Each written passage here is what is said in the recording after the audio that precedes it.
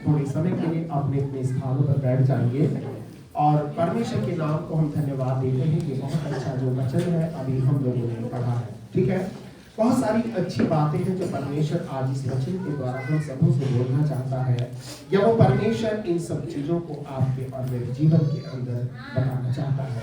Hallelujah. और इस पूरे भजन का जो सार है, इस पूरे भजन का जो निचोड़ है, वो इसके आखिरी के वचन के अंदर लिखा है। और वो क्या लिखा है कि जिस राज्य का परमेश्वर यहोवा है वह क्या ही धन्य है। हालेलुया। जिस राज्य का परमेश्वर यहोवा है वो क्या ही धन्य है। और इस वचन को लिखने वाले ने इसको एक शीर्षक दिया है कि विजय की प्राप्ति पर धन्यवाद की प्रार्थना। ठीक है, तो यहाँ पर ये भजन जो है, ये दाऊद इस भजन को लिख रहा है। ठीक है, और ये दाऊद ऐसी परिस्थिति में इस भजन को लिख रहा है कि जिस परिस्थिति में वो युद्ध में से विजय को प्राप्त करके वापस अपने घर की तरफ लौटा था। बाइबल का इतिहास बताता है और हमारे देश का भी इतिहास बताता है कि पुराने समय में जब युद्ध होते थे तो लोगों को ये सोचकर, सैनिकों को ये सोच करके विदा किया जाता था, अगर ये जिंदा आए तो हमारा सौभाग्य है, और मर भी गया तो भी इसे हम अपना सौभाग्य समझेंगे, क्योंकि ये अपने देश के लिए इसने अपनी जान को दिया है।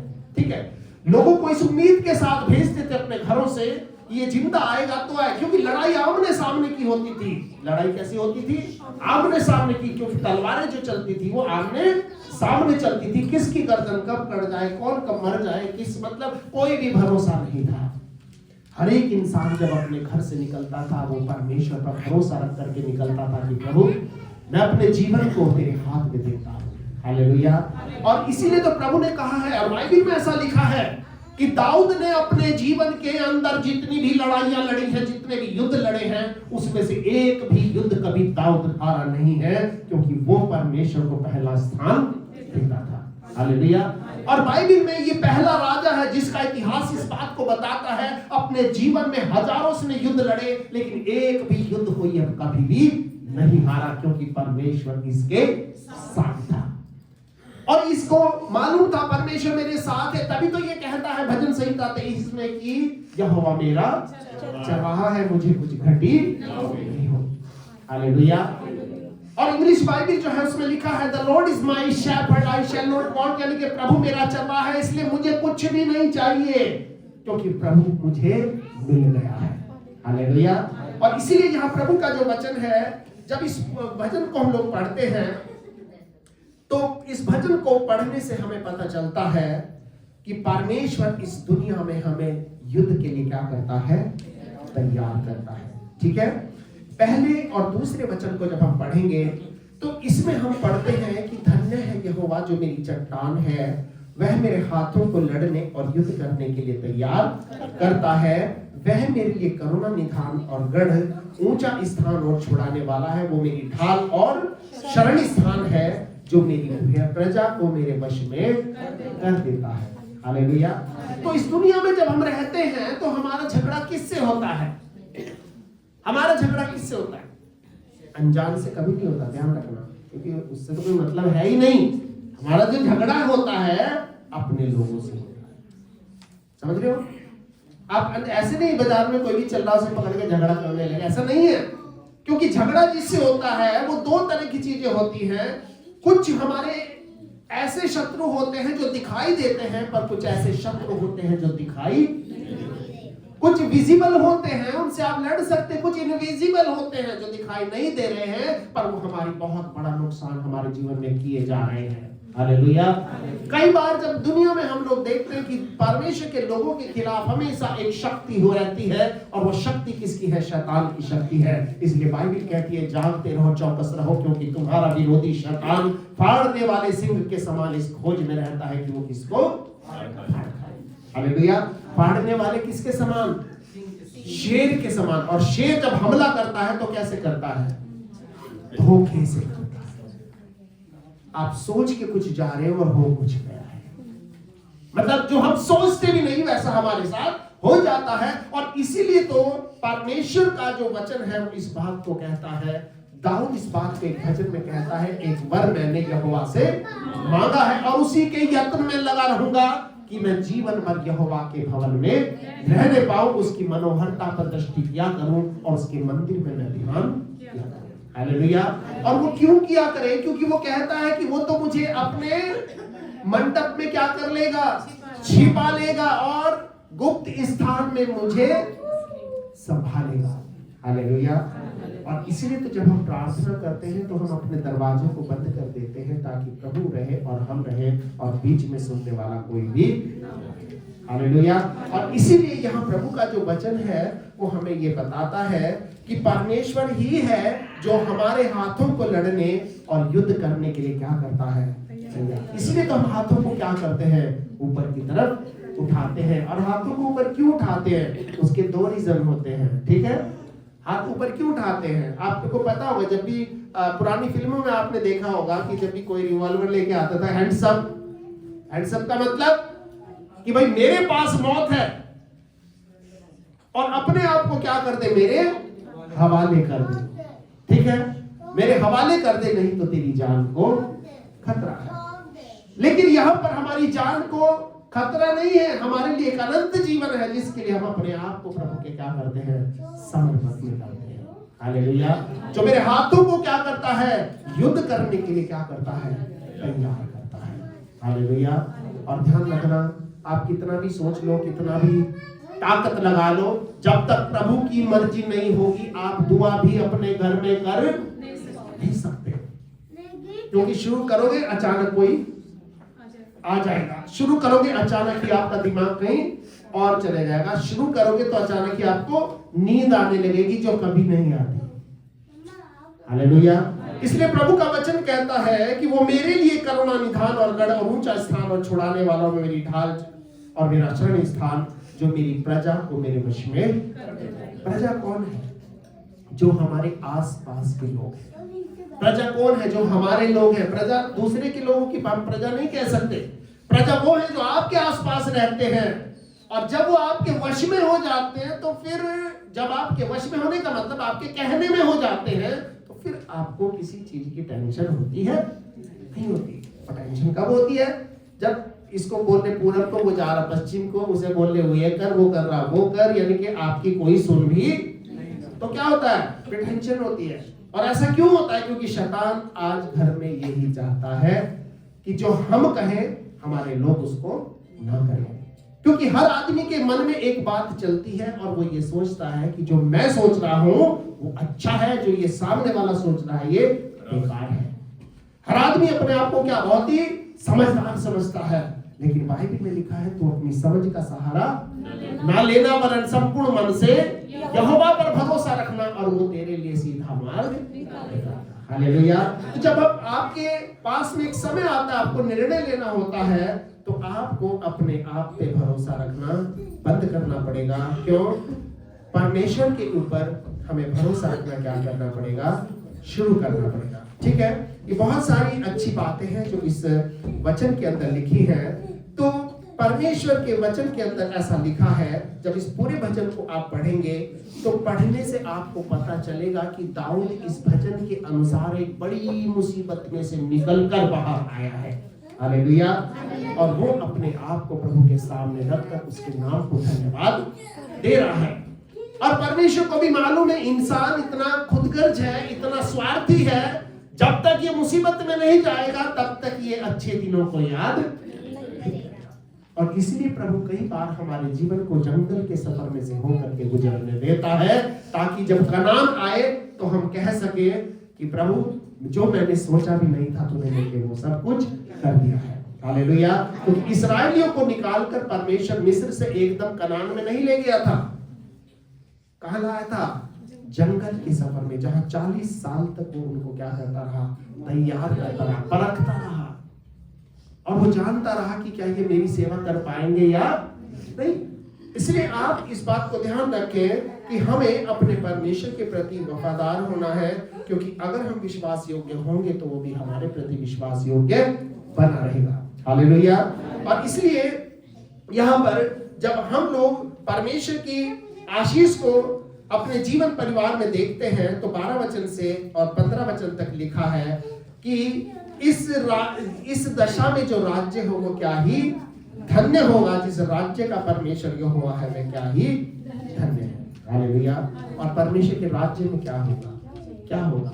अगर आप परमेश्वर के राज्य में रह रहे हो तो परमेश्वर के राज्य में ये सारी आशीषें हैं। कौन सी? पहली 12 वचन में क्या लिखा है? जब हमारे बेटे जवानी के समय पौधों के समान बढ़े हुए हो, हाँ बढ़े हुए हो, और हमारी बेटियां उन कोने वाले खंभों के समान हो जो राजमहल के लिए बनाए गए हो, और जब हमारे खत्ते भरे रहे। यानी कि पहली आशीष क्या है?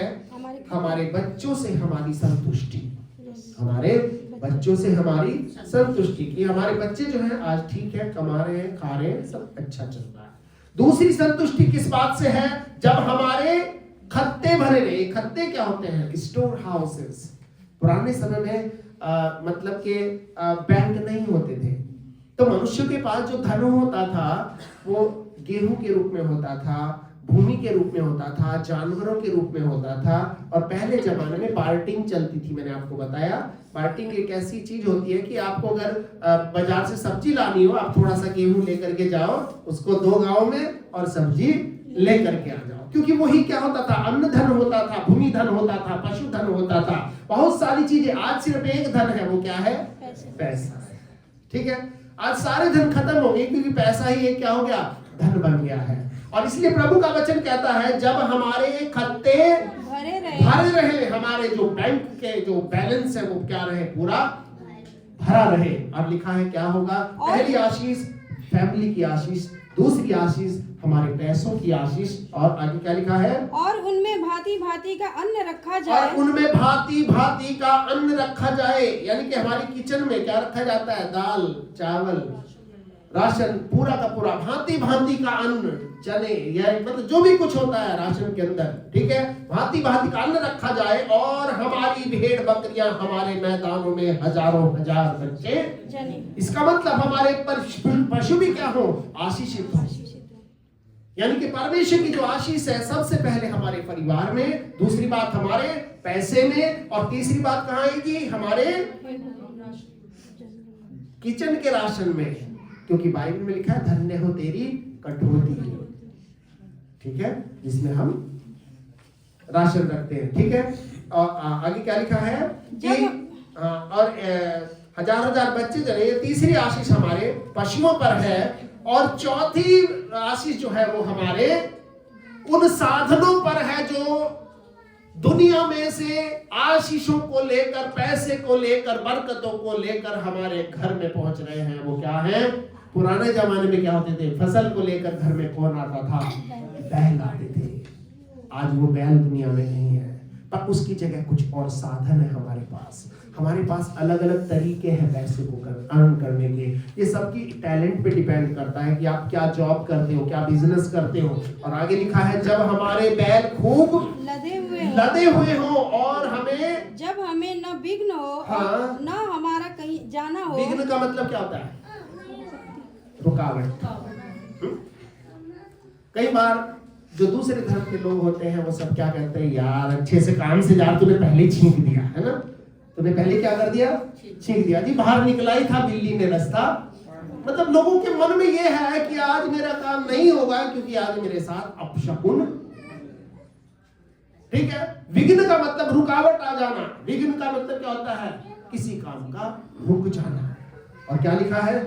और ना हमारे चौकों में रोना पीटना नहीं, ना विघ्न हो और ना हमारा कहीं जाना।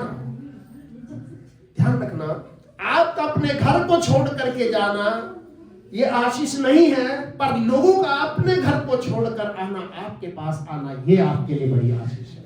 हालेलुया।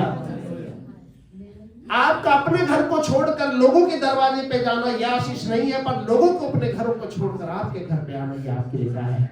आशीष है। क्योंकि कोई आपसे मिलने आया, कोई आपका हाल चाल पूछने आया, कोई आपके लिए मदद लेके आया, कोई आपके लिए सहायता लेकर के आया। हालेलुया।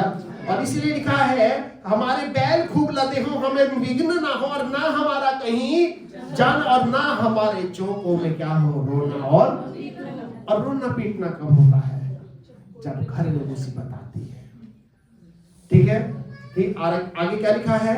तो इस दशा में जो राज्य हो, इस राज्य, ये राज्य क्या है? ये आपका मेरा घर है। तो इस दशा में जो घर हो वो क्या ही धन्य होगा, वो कितना आशीषित होगा। हालेलुया। बहुत से लोगों का विचार है जिनके पास बहुत सारा पैसा है वो बहुत आशीषित होते हैं। बहुत लोगों के पास ये विचार, क्योंकि लोगों का नजरिया अपना अपना होता है कि लोग भाग्यशाली किसको समझते हैं। ठीक है, जब हम आर्मी में होते हैं तो आर्मी वाले सोचते हैं पुलिस वाले बहुत आशीषित हैं, और पुलिस वाले सोचते हैं ये आर्मी वाले बहुत आशीषित हैं। ठीक है, स्टूडेंट सोचते हैं ये टीचर बहुत अच्छे होते हैं, और टीचर सोचते हैं स्टूडेंट बहुत अच्छे होते हैं। ठीक है, मजदूर सोचता है मालिक बहुत बढ़िया होता है, मालिक सोचता है ये मजदूर बहुत अच्छा होता है, इसे कोई टेंशन ही नहीं, काम करा अपना पैसे लिए निकल गया। समझ रहे हो? बहुत सारी चीजें, हम सबका एक आशीषित व्यक्ति को नापने का जो पैमाना है वो हमारी सोच और विचारों पर निर्भर करता है कि हम किस चीज को अच्छा मानते हैं। हालेलुया। लेकिन प्रभु का जो वचन है वो इस बात को कहता है, इस दशा में जो राज्य हो, इस दशा में जो घर होगा वो क्या ही धन्य होगा। हालेलुया। यानी कि सबसे बड़ी आशीष आपके पास जब होगी, पहली बात आपके परिवार में जो है सब कुछ बहुत बढ़िया होगा। दूसरी आशीष आपकी जब होगी जब आपके खत्ते भरे रहेंगे। ठीक है, और तीसरी आशीष आपकी जब होगी जब आपका किचन वगैरह सब कुछ, और आपके जो जानवर हैं, चाहे आपका कुत्ता है, चाहे आपका बैल है, चाहे आपका गधा है, चाहे आपका घोड़ा है, कुछ भी हो, वो क्या होगा? आशीष होगा। हालेलुया। और फिर आशीष कब होगी? जब आपको कोई रुकावट नहीं आए, जो भी काम करे सब काम होता चला जाए। लेकिन कितने लोग ऐसे होते हैं जो ऐसा ही काम शुरू करते कोई ना कोई अड़चन आ जाती है, वो काम हो ही नहीं सकता। लोग सोचते सोचते रह जाते, पर कितने लोग ऐसे वो सोचते हैं और वैसा ही हो जाता है। हालेलुया। क्योंकि परमेश्वर ने हमें सामर्थ्य दिया है। बाइबल में लिखा है कि जीव के वश में जीवन और मौत दोनों होते हैं, और जो इसको इस्तेमाल करना जानता है वो इसके फल को खाएगा। कहाँ लिखा है? नीति वचन 18:21 में लिखा है कि जीव के वश में जीवन और मृत्यु होते हैं। इसलिए अपनी जीव से हमें अपने लिए भी कभी किसी के लिए भी बुरा नहीं बोलना है।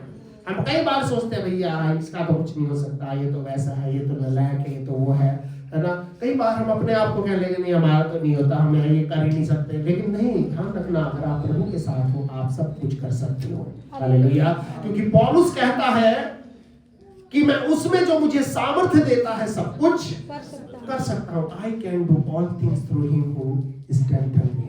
वो व्यक्ति जो मुझे ताकत देता है मैं उसमें सब कुछ कर सकता हूँ। इसका मतलब हमारे पास क्षमता है, हम सब कुछ कर सकते हैं, सब कुछ कर सकते हैं। क्यों कर सकते हैं? क्योंकि हमारा जीवन जो है वो ये है कि हम परमेश्वर की संतान है। हम कौन है? परमेश्वर की संतान है। और परमेश्वर की संतान है तो इसका मतलब हमारे अंदर परमेश्वर के गुण है।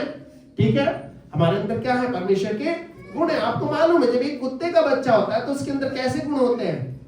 कुत्तों वाले गुण। एक घोड़े के बच्चे के अंदर घोड़े के गुण होते हैं। ठीक है, एक गधे के बच्चे के अंदर गधे के गुण होते हैं।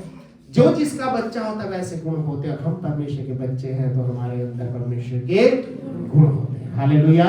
क्योंकि जो परमेश्वर के गुण जो ये डेवलप होते हैं धीरे धीरे धीरे करके, जो है एकदम कोई परमेश्वर के जैसा नहीं बन सकता।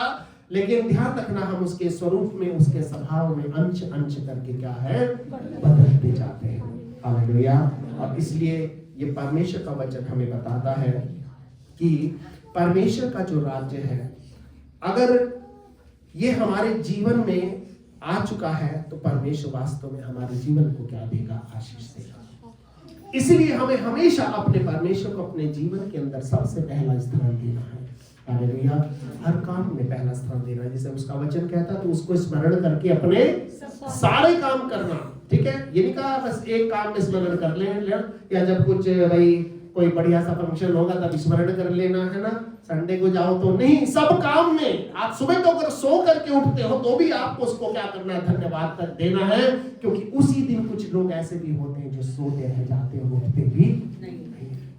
हालेलुया। हमें हर बात में परमेश्वर को क्या देना है? धन्यवाद देना है।